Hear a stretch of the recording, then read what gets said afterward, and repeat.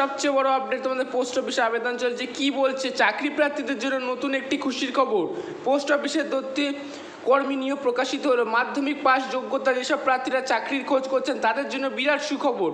এখানে ইচ্ছুক প্রার্থীরা অফলাইনের মাধ্যমে আবেদন সম্পূর্ণ করতে পারবে। আবেদন পদ্ধতি কী হবে, বয়সসীমা কী থাকছে, মাসিক বেতন কত হবে ইত্যাদি সমস্ত বিষয় আজকের ভিডিওতে আমি জানিয়েছি। কাজে যারা ভিডিওটা স্কিপ করো না, যারা চ্যানেলে নতুন আছে চ্যানেলটিকে সাবস্ক্রাইব করে পুরো একদম পাশে থেকো। যাই হোক, তোমাদের কিন্তু পোস্ট অফিসে কিন্তু অত্যন্ত একটা গুরুত্বপূর্ণ চাকরি, তোমাদের মোটামুটি ভালো স্যালারি আছে। ইন্ডিয়া পোস্ট অফিস যোগ্যতা মানদণ্ড 2024।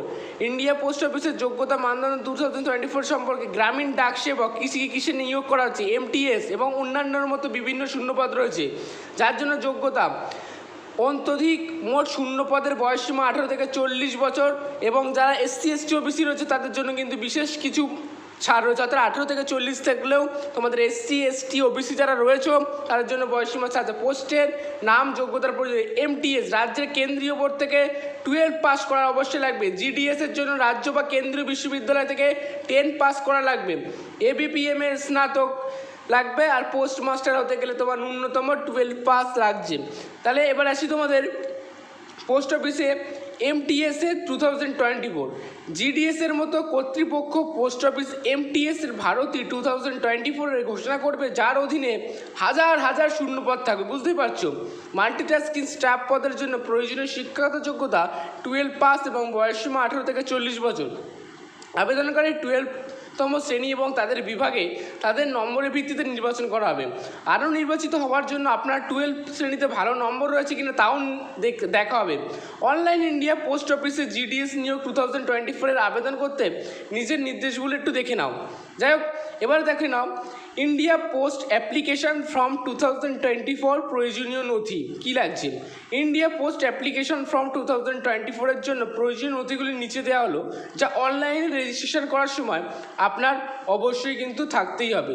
যাই হোক, তোমাদের কিন্তু WB ওয়েস্ট বেঙ্গলে কিন্তু প্রচুর ভ্যাকান্সি নেওয়া হচ্ছে তোমাদের পোস্ট অফিসে বিভিন্ন পদে। কী লাগছে ডকুমেন্টস? আধার কার্ড, ঠিক আছে, domicile, marksheet, category of certificate, category certificate লাগবে, কোয়ালিফিকেশান সার্টিফিকেট লাগছে, আধার কার্ড লাগছে, ঠিক আছে, সিগনেচার লাগবে, যেগুলো আর কি লাগবে তোমাদের প্রুফ হিসাবে। আর লাস্ট যেটা লাগবে ফটোগ্রাফ। যাই হোক, বিভিন্ন পদে কিন্তু পোস্ট অফিসের MTS বলো, GDS বলো, গ্রামীণ ডাক সেবক, ঠিক আছে, বিভিন্ন পদে কিন্তু তোমাদের পোস্ট অফিসে ওয়েস্ট বেঙ্গলে কিন্তু অ্যাপ্লাই চালু হয়ে গেছে।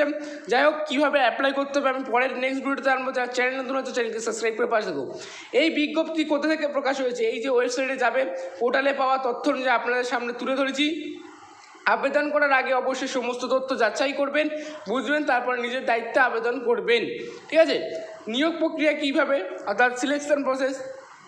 উল্লেখিত পদে আবেদনকারীদের উপযুক্ত যোগ্যতা থাকলে প্রার্থীদের নোটিফিকেশনের নিয়ম অনুসারে যাচাইকরণ করা হবে।